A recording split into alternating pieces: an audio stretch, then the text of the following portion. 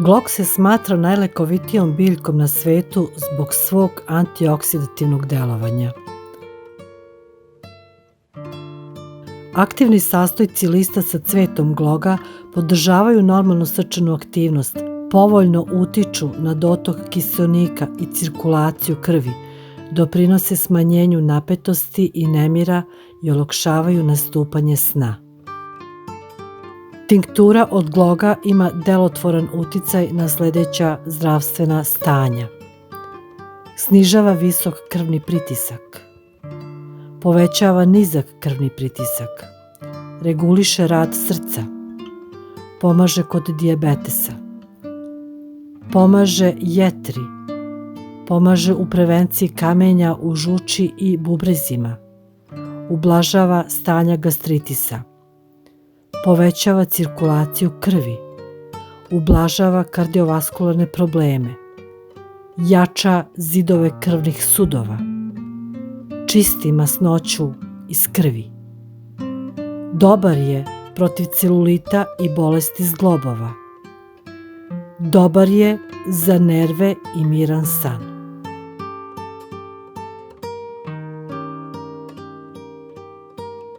Sveže cvetove i listiće gloga stavite u staklenu flašu tamne boje i do vrha je napunite.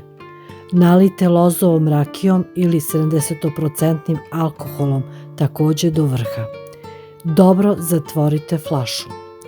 Ostavite na tamnom mestu 6 nedelja da stoji uz povremeno protresanje.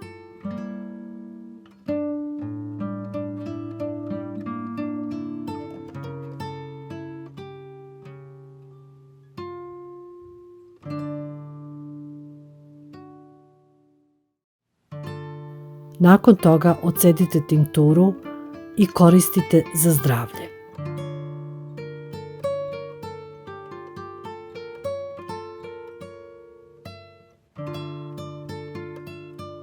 Tinktura gloga se konzumira 2 do 3 puta dnevno od 15 do 20 kapi.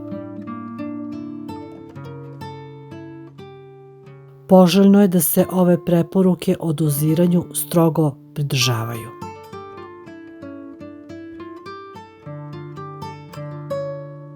Tinktura nije preporučljiva deci, trudnicama i porodiljama, kao ni osobama koje su sklone alergijama.